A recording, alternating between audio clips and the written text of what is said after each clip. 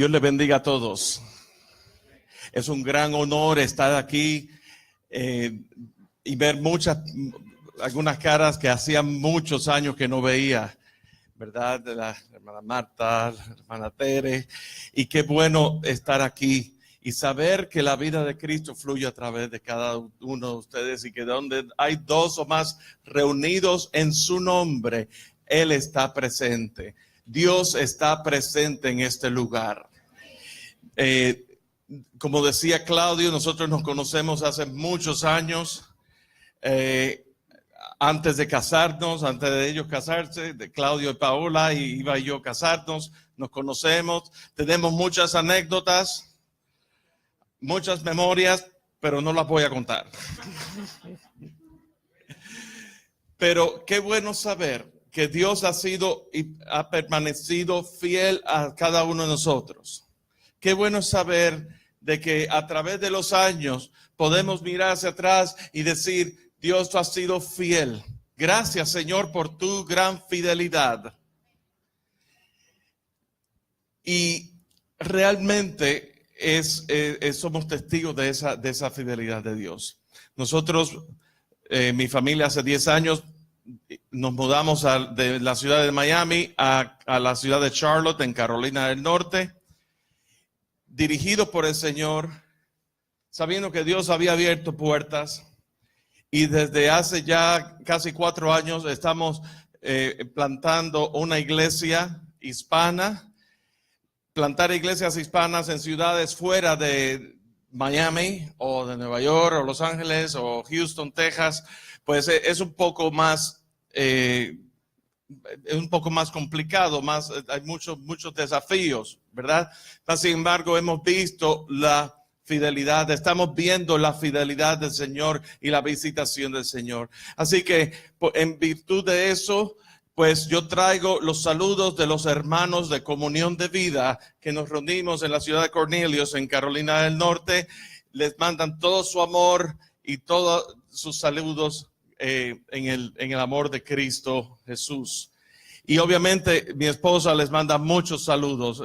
Justamente allá deben estar comenzando el servicio. El servicio allá es por la tarde, pero mi esposa nos está viendo hoy día. Así que estamos muy contentos, muy agradecidos al Señor. Amén. Vamos a orar. Señor, tu palabra es real. Tu palabra es vida. Y tú eres Dios del universo. Tú eres un Dios realmente centrado en tu supremacía sobre todas las cosas. Y aún siendo Dios soberano y supremo, te ha placido revelarte a cada uno de nosotros. Y estamos inmensamente agradecidos. Señor, en esta tarde, en esta mañana ya casi tarde, me hallo insuficiente delante de ti, Señor. Y no hay nada que José Vaz pueda traer, si no es por el poder de tu Santo Espíritu, revelando y vivificando tu palabra. Por lo cual, en esta mañana, clamo a ti, Señor, para que tú hables a cada uno de nuestros corazones. Para que tú te establezcas en nuestras vidas como Dios real en cada uno de nosotros. Y aún más, que tu palabra cause ser en cada uno de nosotros, que trascienda aún más el tiempo que estamos aquí en servicio. Trascienda aún más hacia el andar, el caminar en ti. Trascienda aún más en el impacto que tú quieres hacer. Alumbrar en medio de un mundo lleno de tinieblas que desea ver a Jesús, a Dios real. Señor, te necesito, te necesitamos. Háblanos en esta mañana, en Cristo Jesús. Amén. Amén. En esta hermosa mañana quisiéramos considerar un mensaje titulado El sentir de Cristo. El mundo ha estado observando durante esta semana, los pasados días, los acontecimientos, aún desde el domingo pasado, ¿verdad? La entrada triunfal de Jesús a Jerusalén. Recordamos que, a manera de repaso, ¿verdad? Jesús entraba en un asno, ¿verdad? En un asno. Y eran una explosión de júbilo ante una esperanza. Bendito el que viene en el nombre del Señor. Hosana en el cielo, dando gloria y alabanza a Dios. Y luego esa entrada triunfal de Jesús a Jerusalén, anunciando quién Él era, anunciando, dejándoles saber que yo soy la respuesta al clamor por el cual tú has estado clamando. Pero el pueblo no lo entendía claramente, porque ellos estaban buscando un libertador ante la opresión del Imperio Romano a Israel. Y esa era la liberación que estaban buscando. Y la Escritura nos dice que ellos no entendían, ni aun los discípulos lo comprendían. Porque Jesús no había sido glorificado, no les había sido revelado. Y luego más tarde damos el siguiente episodio, aparece Jesús siendo arrestado, Jesús siendo blasfemado, siendo acusado injustamente, siendo realmente maltratado, escupido, flagelado, clavado en la cruz. Y cuando decimos que Jesús fue clavado en la cruz, entendamos los detalles, la magnitud de la envergadura que tiene esa muerte por medio de crucifixión.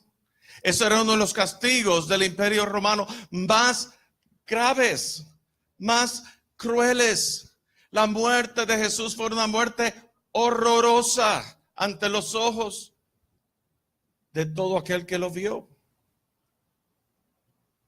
Mas sin embargo, cuando leemos Isaías 53, eso fue profetizado. Cuando vemos al profeta Isaías profetizando bien específicamente, ¿verdad? Con especificidad, todos los detalles, no solamente del nacimiento de Jesús, pero que Isaías 53 del padecimiento, del quebrantamiento que Jesús habría de pasar. Consideramos esa muerte al punto de que Jesús, en un momento dado, ahí en la cruz, Él clamó: Padre, ¿por qué me has abandonado?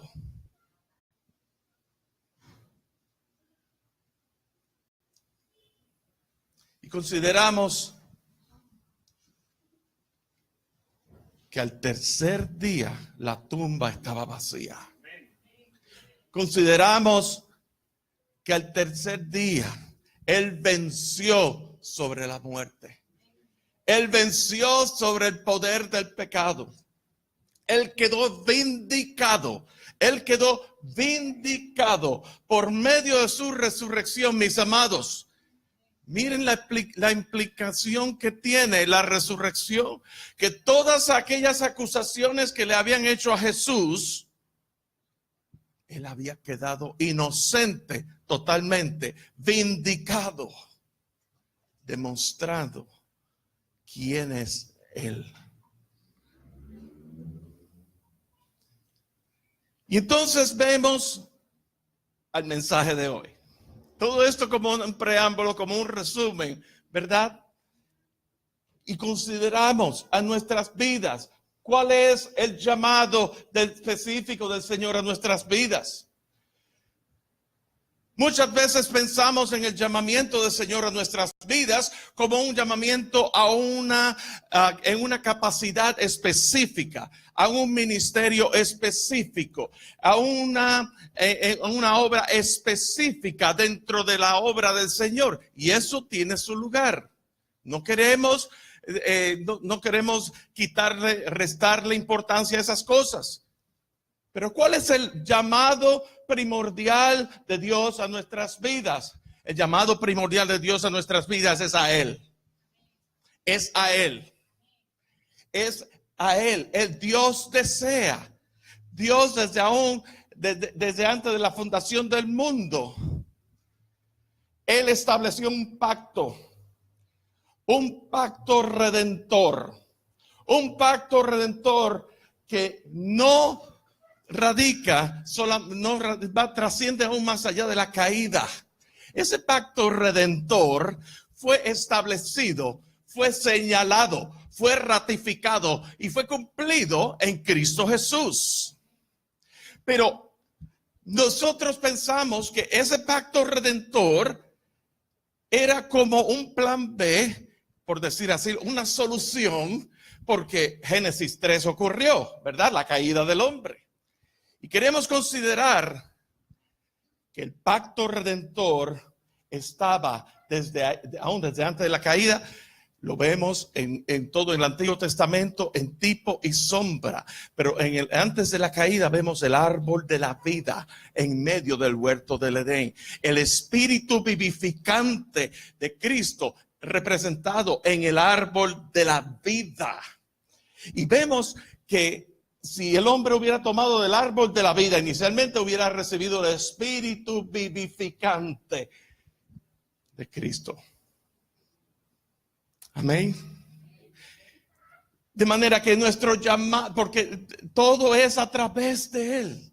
Todo es a través de Cristo Jesús. Mas sin embargo, el Cordero de Dios en toda su supremacía, en su previo conocimiento, en su soberanía, Él conoce. Y Él conoce la condición. Y Él sabía que Génesis 3 iba a ocurrir. Y como quiera que sea, Dios es fiel a su pacto. Dios es fiel a Él mismo. Dios guarda el pacto y la misericordia. ¿Verdad? Dios es. Y tenemos que entender a Dios como Dios, aquel que es, como le decía a Moisés, yo soy el que soy. Yo soy el que causa ser. Yo soy el eterno presente. Él es en Dios, en la eternidad de Dios, encierra el pasado, el presente y el futuro, todo encierra dentro de la eternidad de Dios. El problema es que nosotros, como seres humanos, en nuestra naturaleza caída, redimidos todos aquí, entiendo yo, asumo yo, por la sangre de Cristo Jesús, mas sin embargo, en esa naturaleza caída tenemos una actitud y un concepto muy narcisista acerca de Dios, su propósito y su obra. Pensamos, Jesús murió por mí. Jesús me libró de la muerte y del infierno. Jesús sanó todas mis enfermedades. Él me dio vida eterna. Y todo eso es cierto. Pero eso abarca aún más allá de quién es Dios. Y cuando decimos que Dios, el gran yo soy, el presente, imaginémonos, todos ustedes han tomado matemáticas, ¿verdad que sí? Imaginémonos una recta numérica. Una recta numérica. Sin principio ni fin. Es constante. Dios es constante. Pero tu vida y la mía es un pequeño segmento.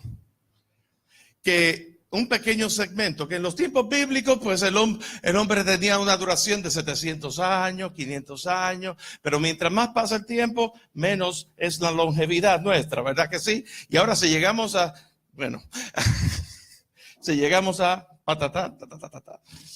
ahí lo dejo, ¿verdad? Es por gracia del Señor. Pero es nuestro tiempo en esta vida, es un segmento dentro de la eternidad de Dios. Y el tema es que nosotros tenemos que ver a Dios como Él desea ser visto. Y la única manera que podemos ver a Dios es contemplarlo, es humillándonos delante de Él, es deseándolo aún más y verlo a Él como el Dios supremo sobre todas las cosas.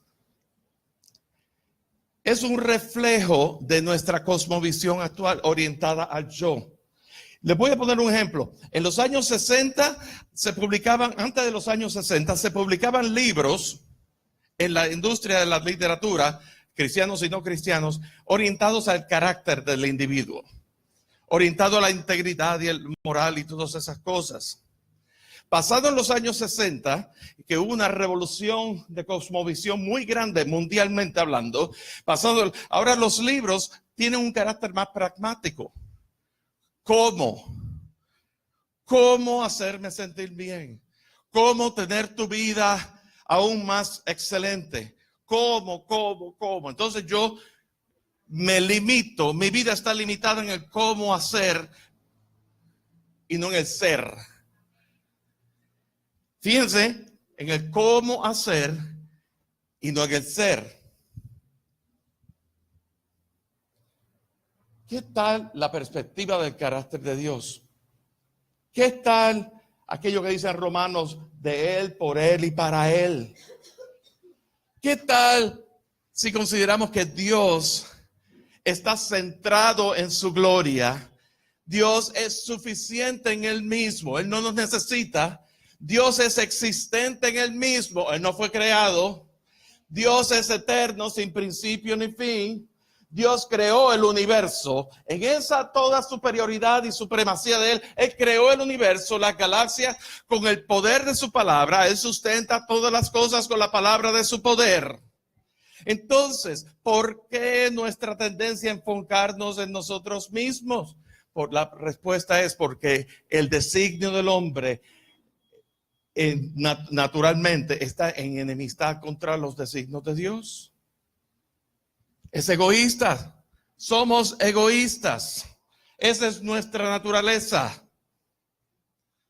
Por eso quisiéramos considerar el pasaje de Filipenses capítulo 2. Por favor, si me acompañan.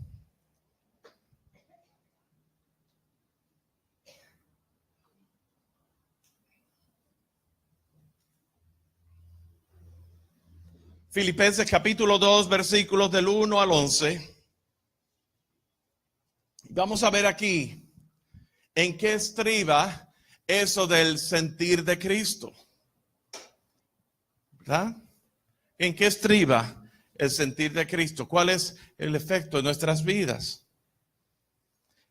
Filipenses capítulo 2, versículos del 1 al 11. Y dice así. Por tanto, si hay alguna consolación en Cristo, si algún consuelo de amor, si alguna comunión del Espíritu, si algún afecto entrañable, si alguna misericordia, Pablo dice, completad mi gozo sintiendo lo mismo, teniendo el mismo amor, unánimes, sintiendo una misma cosa. Nada hagáis por contienda o por vanagloria, antes bien con humildad, estimando cada uno a los demás como superiores a él mismo. No mirando cada uno por lo suyo propio. Si ustedes ven ahí la naturaleza egoísta del hombre, sino cada cual también por los de otros.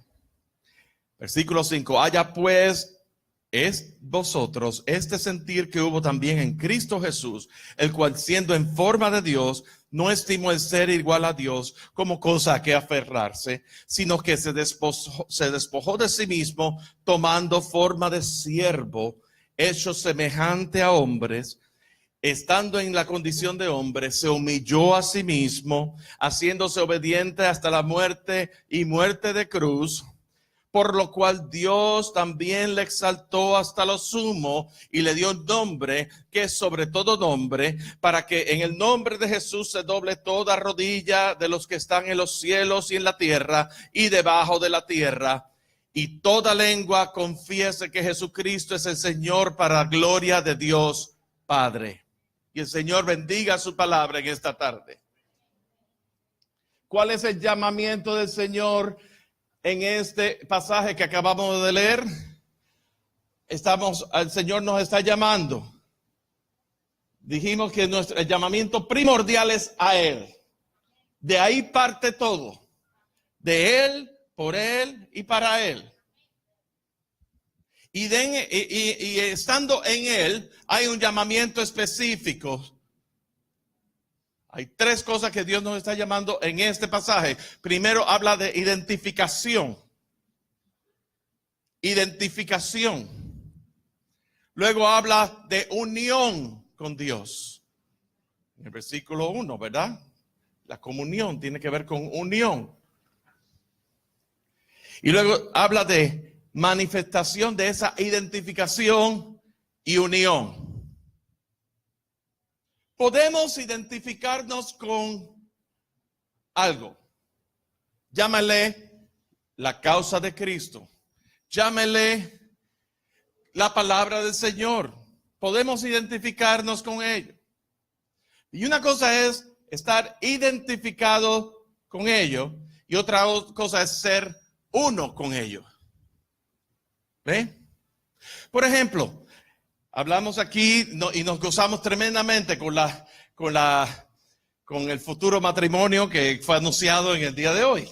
Nos gozamos con ustedes, ¿verdad? El Señor por su gracia nos tiene a nosotros dando conferencias y yo frecuento el Perú dando conferencias de matrimonios para pastores, ¿verdad? Para instituir, establecer, ayudar, apoyarles a establecer ministerios matrimoniales dentro de las congregaciones, porque una observación que hemos hecho es que las iglesias muchas veces tienen ministerio de los niños, ministerio de los ancianos, ministerio de mujeres, ministerio de hombres, pero no hay ministerio y ministerio de los jóvenes, pero no hay ministerio que se dedique al fortalecimiento, enriquecimiento del matrimonio establecido por Dios, diseñado por Dios. Así que esa palabra de unión tiene mucho que ver, porque un matrimonio puede vivir juntos, están casados, viven juntos, pero viven como dos entes separados uno del otro, cada cual vive su vida, estamos bajo el mismo techo, conocemos la realidad del matrimonio, pero hasta ahí llega. Y otra cosa es ese matrimonio que está consciente de que ha habido unión, koinonía, unión. Cuando pensamos en la unión que Dios desea con su iglesia, es esa unidad de Cristo y su iglesia. Cuando hablamos de Efesios capítulo 5, el apóstol Pablo diciendo grande es el misterio, ¿verdad? Acerca del matrimonio, mas yo os digo esto de Cristo y su iglesia. Así que Pablo está aquí hablando de identificación, pero está hablando, va más allá, unión con Dios. Y la unión con Dios se puede ilustrar de la siguiente manera. ¿Cuántos de ustedes les gusta el café? ¿Cuántos de ustedes han tomado un grano de café sin moler? Imagínate, el grano de café lo encuentran en Plaza Vea, en Wong, en cualquiera de estos lugares. Agarra un grano de café, lo pone en agua bien caliente, lo pone en el vaso o en una taza de agua bien caliente, el grano de café entero. Lo que ocurre es, no cambia el color el agua. Están las dos sustancias ahí. Está el agua, está el café, pero no hay cambio, porque no ha habido unión. Pero cuando tú mueles el café, tú estás quebrando el café, el grano del café, y lo pones dentro de una bolsita para que el grano no se escape, y el zumo del café empieza a salir como una tinta del agua caliente. Ahí ha habido unión. Unión con Dios. Así que habla aquí en este pasaje, gracias, alguna consolación, algún consuelo de amor, alguna comunión en el espíritu, algún afecto entrañable. Si alguna misericordia, identificación, unión con Dios, manifestación de esa unión e identificación. ¿Cuál es nuestra referencia? Veamos el versículo 6 y 7. Cristo. Haya pues el mismo sentir que hubo en Cristo. Haya pues el sentir de Cristo. El sentir de Cristo. Yo puedo tratar de hacer cosas por mi propia cuenta, pero el sentir de Cristo tiene que estar presente en la vida de la iglesia y en la vida nuestra, en nuestro andar en el Señor. El sentir de Cristo. ¿Y cuál fue el sentir de Cristo? Versículos 6 y 7. No tomó, el cual siendo en forma de Dios, no estimó el ser igual a Dios como cosa a que aferrarse, sino que se despojó de sí mismo tomando forma de siervo. Y aquí me quiero detener porque hay ciertas tendencias teológicas que dicen que Jesús dejó de ser Dios para hacerse hombre. Eso es una herejía. Jesús, eso no es lo que está diciendo aquí. Jesús nunca dejó de ser Dios. Jesús nunca se despojó de su carácter divino. Jesús, siendo Dios, tomó forma de hombre, y lo que dice aquí fue, él se despojó de ciertos atributos de Dios, no de su divinidad, de ciertos atributos de Dios, porque cuando consideramos cuál fue el propósito de Dios para la encarnación de Jesús, Jesús vino a morir. Jesús vino a morir. Y él tomó forma de siervo aún desde la misma concepción. Desde el mismo momento que fue concebido por el Espíritu Santo, pero a una mujer. Jesús vino a morir. Y en su carácter eterno, él no podía morir. Y cuando vemos el propósito de Dios por el cual envió a su Hijo para morir, es porque sin la muerte de Jesús, no era el único que podía satisfacer la justicia de Dios, porque Jesús nunca pecó, porque Jesús es Dios. Pero Jesús sin pecado, manso, sin pecado, como cordero, sin mancha, ese es Jesús, nacido de una virgen. ¿Por qué? Lo que se le conoce, esa concepción sin mácula que hubo, nacido en su nacimiento virginal, tiene que ver que no hubo contacto con hombre, carne ni sangre. Jesús en toda pureza, nacido de una virgen, pero él tenía que morir. En esa condición él podía presentarse y tomar toda la justicia por el pecado de la humanidad, el pecado del pasado, del presente y el pecado del futuro. Le pudo ser imputada a él, para que aquellos que le reciben, tú y yo, aquellos que son nacidos de nuevo, recibamos la justificación imputada a nosotros. Así que estamos hablando de una transacción. Es una imputación, es una transacción legal. Eso fue lo que se estaba llevando a cabo desde su misma concepción. Así que la idea de Jesús en el pesebre y los 3 reyes magos que le traían, y en diciembre que celebramos los regalos y todas esas cosas, gloria al Señor por eso. Pero la médula del asunto aquí es que Jesús vino a morir y estaba ahí destinado, el Cordero de Dios, destinado desde el principio de la creación, inmolado desde el principio de la creación, destinados desde antes de la fundación del mundo. Vemos aquí, decíamos Isaías 53:10, y no lo tienen que buscar. Fíjense al punto que Isaías lo describe. Con todo esto Jehová quiso quebrantarlo, sujetándole a padecimiento. Y dice que cuando haya puesto su vida en expiación por el pecado, ¿qué dice? Verá linaje. Aquel que murió en la cruz, aquel que iba a padecer, aquel que habría de morir, dice que cuando haya puesto su vida en expiación por el pecado, verá linaje. Jesús verá linaje. Hablando, presagiando no solamente la muerte, sino la resurrección. Y la voluntad de Jehová será en su mano prosperada. Jesús vino a cumplir el propósito del Padre. Bendito el Señor en su muerte. Pero fíjense, tomó forma de siervo, estando en la condición de hombre, se humilló a sí mismo, haciéndose obediente, se hizo obediente. Jesús mismo en el Getsemaní, Mateo 23 dice, si es posible, pase de mí esta copa, pero no se haga mi voluntad, sino que se haga tu voluntad.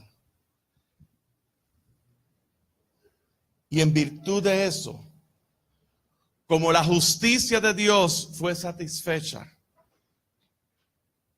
el plan de Dios redentor y lo que nos separaba fue satisfecho en Cristo Jesús a través de su muerte.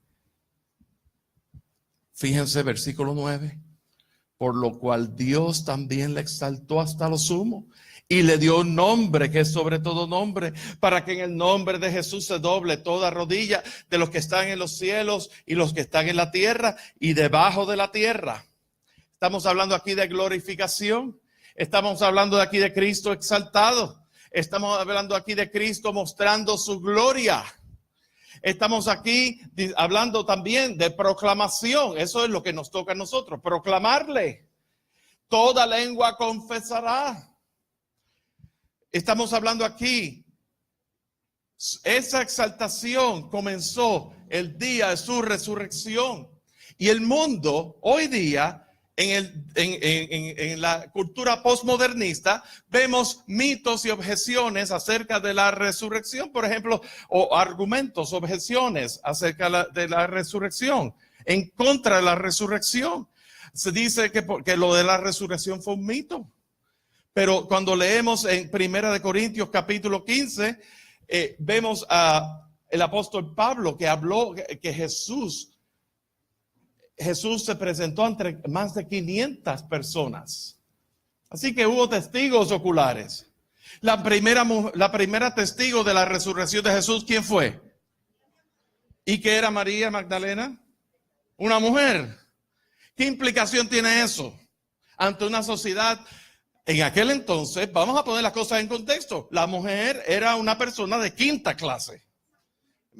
Por debajo, era lo más bajo en aquella sociedad.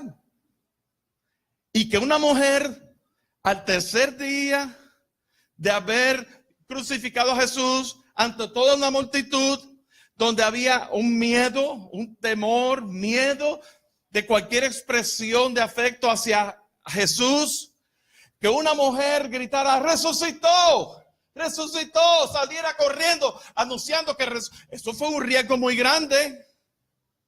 ¿Ustedes no lo creen así? Tiene que haber sido un hito, una cosa tan espectacular, el ver la tumba vacía. Y fue una mujer, la primera testigo de la resurrección de Jesús.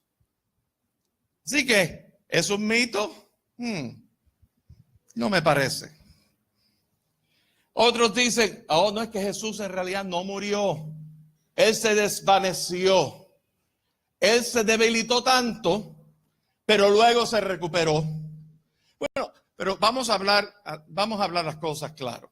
Esa roca, ustedes vieron una gráfica más temprano hoy de la roca. Yo creo que esa gráfica no le hace el favor al peso y ¿verdad? La magnitud el volumen de esa roca tan grande que una sola persona no podía removerla, 2 personas no podían removerla, 10 personas no podían removerla. Una vez estaba ya instalada.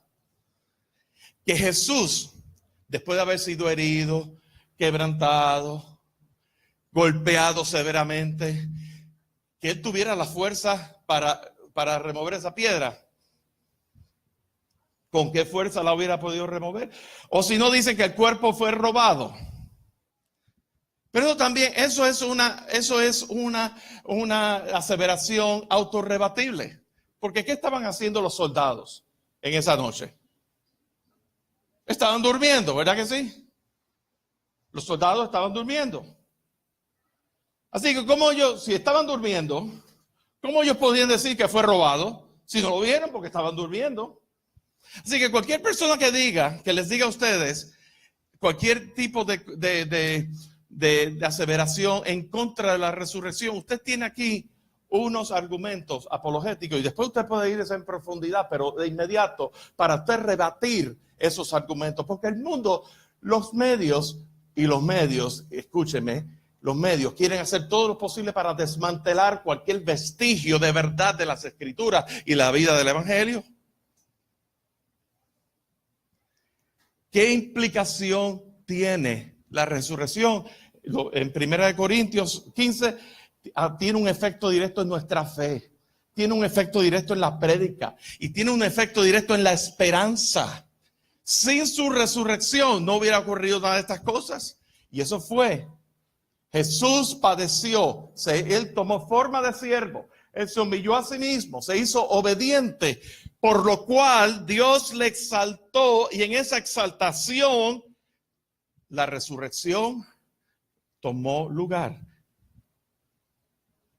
Primera de Pedro capítulo 1 dice: bendito el Dios y Padre de nuestro Señor Jesucristo, que según su grande misericordia nos hizo renacer para una esperanza viva por medio de la resurrección de Jesucristo de los muertos, para una herencia incorruptible, incontaminada e inmarcesible, reservarla en los cielos para nosotros. Entonces, aún así, hacía referencia, Jesús aparece a sus discípulos resucitado. Jesús hace milagros, resucitado. Jesús aparece ante más de 500 personas, resucitado. Y fíjense, y ustedes lo buscan con tiempo después, en Hechos capítulo 1, todavía alguien tuvieron la fortaleza de preguntarle a Jesús: ¿restaurarás el reino a Israel en este tiempo? O sea, Jesús había sido testigos de del milagro más grande, más imposible de la humanidad, la resurrección de Jesús. Y fíjense cómo Jesús cambia el contexto de la contestación, de la situación. Dice: no os toca a vosotros saber los tiempos o las sazones que el Padre puso en su sola potestad. Pero, y hay un pero, significa cambio de dirección. Recibiréis poder y me seréis testigos en Jerusalén, en Judea, en Samaria y por todos los confines de la tierra, cuando venga el Espíritu Santo, cuando venga el Consolador. Y con todo esto ascendió. La ascensión de Jesús.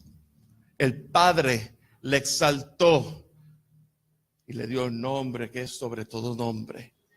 Pero ahí no encierra todavía toda la magnitud de lo que es esa exaltación de Cristo. Fíjense, resumiendo esta parte, la muerte de Jesús satisfizo la justicia de Dios. Su resurrección fue la victoria sobre la muerte y el poder del pecado. Jesús quedó vindicado. Ustedes saben que usted y yo, en virtud del hecho de que Jesús resucitó, el pecado no tiene poder sobre cada uno de nosotros. Nosotros pecamos y pecamos involuntariamente, pero la condenación que viene por el pecado, el Espíritu Santo, si realmente tú has nacido de nuevo, si realmente Jesús vive en tu vida, su Espíritu Santo trae convicción a tu vida. Su Espíritu Santo te recuerda la palabra. Su Espíritu Santo te conlleva, Romanos capítulo 2, versículo 4, la benignidad de Dios que conlleva el arrepentimiento. Eso es obra del Espíritu Santo. De manera que eso ocurre, la venida del Espíritu Santo ocurrió después de la ascensión de Jesús. el empoderamiento, el entendimiento de esos discípulos, de quién era Jesús, de su propósito redentor, el empoderamiento, el establecimiento de la iglesia, el cuerpo de Cristo, el organismo de vida, hasta hoy, en nuestros días. Tú sabes que tú y yo somos partícipes de esa revelación progresiva del plan redentor de Dios que trasciende aún la historia. Tú y yo en Cristo Jesús. Por el Espíritu que mora en ti. ¡Qué privilegio! ¡Qué privilegio! Eso tiene un efecto en nuestras vidas, que es una vida plena en Cristo. Eso tiene un efecto en nuestras vidas, que podemos recibir consuelo en Cristo Jesús. Eso tiene una realidad en nuestras vidas de que ya no soy yo, Gálatas 2:20, mas vive Cristo en mí. Y la vida que vivo ahora la vivo en la fe de Cristo Jesús, que dio su vida por mí. Es un abandono a nosotros mismos. Ese es el sentir de Cristo. Ese es el sentir de Cristo. Haya pues en vosotros este sentir que hubo en Cristo Jesús, quien siendo en forma de Dios, no escatimó, sino que tomó forma de siervo. Y el siervo vino a servir. Y en su ministerio aquí en la tierra, él vino a servir. Pero ahora, si me acompañan en Apocalipsis capítulo 7, versículos del 9 al 15, vamos a ver que en esa glorificación de Jesús, completamente glorificado, aquel que había venido a servir, ahora es servido. Haya pues este mismo sentir como en Cristo Jesús. Y entonces Dios vas a experimentar esa obra transformadora en Cristo Jesús cuando tú te veas como siervo o sierva. Cuando tú te veas que no hay nada, que tú no eres merecedor de nada porque lo que tú tienes te ha sido dado por gracia. La gracia y la misericordia son dos palabras que se parecen, pero tienen distintos significados. La misericordia de Dios es el acto de Dios de piedad, de remover el castigo que nos toca a nosotros por el pecado. Eso es la misericordia de Dios. Pero la gracia de Dios es el acto de Dios, la dádiva de Dios que Él, sin merecerlo, Él se da a cada uno de nosotros. Y Él se ha revelado a cada uno de nosotros. A lo que Él le plugo, Él se revela y Él pone su espíritu. Pero fíjense, en esa conciencia de que es por gracia lo que somos, lo que podemos hacer, aún en las cosas del Señor, es por su gracia. Fíjense qué cosa más maravillosa, que Jesús, la glorificación de Jesús, el hito de su resurrección fue sumamente importante. Su ascensión, importante. Y ahora viene Jesús a recoger a su pueblo redimido. Después de esto miré y aquí una gran multitud, la cual nadie podía contar, de todas las naciones y tribus y pueblos y lenguas, que estaban delante del trono y la presencia del Cordero, vestidos con ropas blancas y con palmas en las manos. Y clamaban a gran voz diciendo: la salvación pertenece a nuestro Dios que está sentado en el trono y al Cordero. Y todos los ángeles que estaban en pie alrededor del trono y de los ancianos y de los 4 seres vivientes se postraron sobre su rostro delante del trono y adoraron a Dios, diciendo: amén. La bendición y la gloria y la sabiduría y acción de gracias y la honra y el poder y la fortaleza sean a nuestro Dios por los siglos de los siglos. Amén.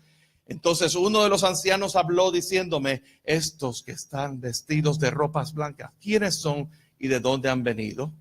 Yo le dije, esto es Juan hablando: Señor, tú sabes. Y él me dijo: estos son los que han salido de la gran tribulación y han lavado sus ropas y las han emblanquecido con la sangre del Cordero.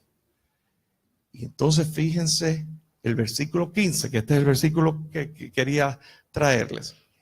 Por esto están delante del trono de Dios y les sirven día y noche en su templo, y el que está sentado sobre el trono extenderá su tabernáculo sobre ellos. Aquel que vino a servir ahora es exaltado y ahora es servido por todos y cada uno de nosotros. El llamado es a identificarnos con el sentir de Cristo.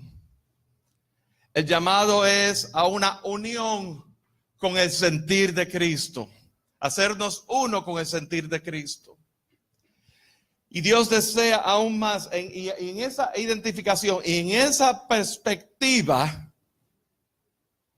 nuestras vidas vamos a poder ver que lo que nosotros somos, lo que podamos ser, lo que podamos participar en Cristo Jesús, las bendiciones que Él por su gracia nos da, específicamente por eso, es por su gracia sin merecer nada. Podemos proclamar, podemos reclamar, Señor, tu victoria. Podemos proclamar tu señorío. Señor, en medio de tus circunstancias, Señor, tú eres Rey soberano. ¿Verdad? Primera de Pedro, para que vuestra fe, mucho más preciosa que el oro, el cual perecedero se prueba con fuego, sea hallada en alabanza, gloria y honra cuando Jesucristo sea manifiesto. Y en medio de nuestras pruebas, en medio de nuestras tribulaciones, en medio de nuestras victorias también, Señor, tú eres victorioso. Señor, tú eres soberano. Señor, tú reinas, Señor, en mi vida. Tú reinas, brilla, alumbra todo mi ser, Señor. En medio de toda circunstancia, en medio de mi enfermedad, Señor, tú venciste y tú estás por encima de toda enfermedad. Señor, yo te alabo, yo te bendigo, yo te adoro. Esa postración delante de Él, porque tú eres Dios supremo sobre todas las cosas. Todo el universo cabe sobre la palma de tu mano y tú reinas, tú eres Dios. Desde el fondo del mar, desde el más alto lugar, ancho lugar, del más hondo abismo, ahí tú estás. Si subiera a los cielos, ahí estás tú. Si en el fondo hiciera, en el Seol hiciera mi estrado, ahí estás tú. ¿De dónde me apartaré de tu espíritu?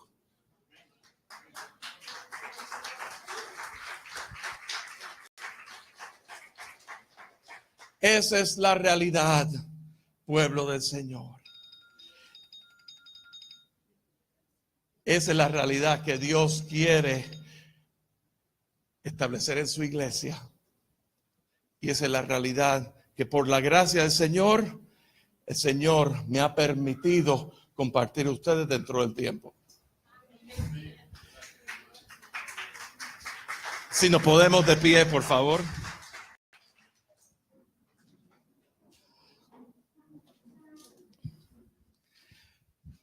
Padre, en esta tarde,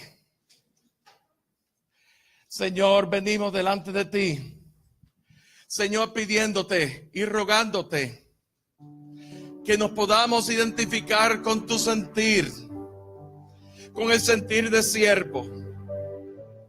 Señor, reconociendo que no somos merecedores de nada, Señor, que todo lo que somos es por tu gracia, Señor. Pero que en medio de todo tú seas exaltado a través de nuestras vidas, a través de la manifestación de tu vida en nosotros.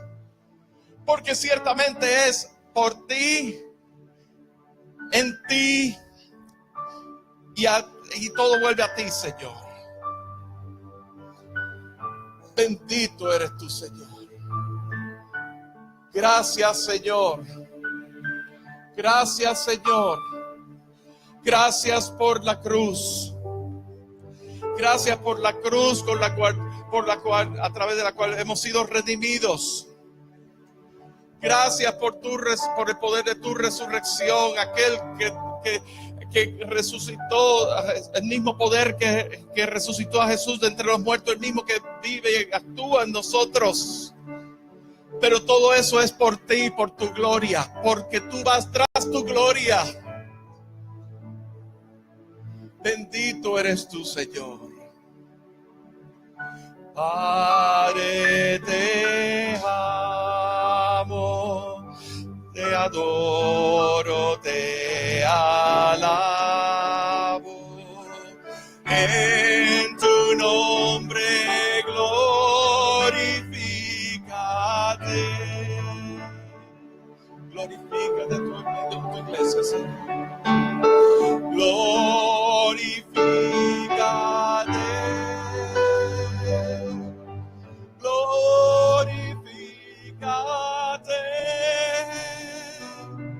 En tu nombre glorifícate.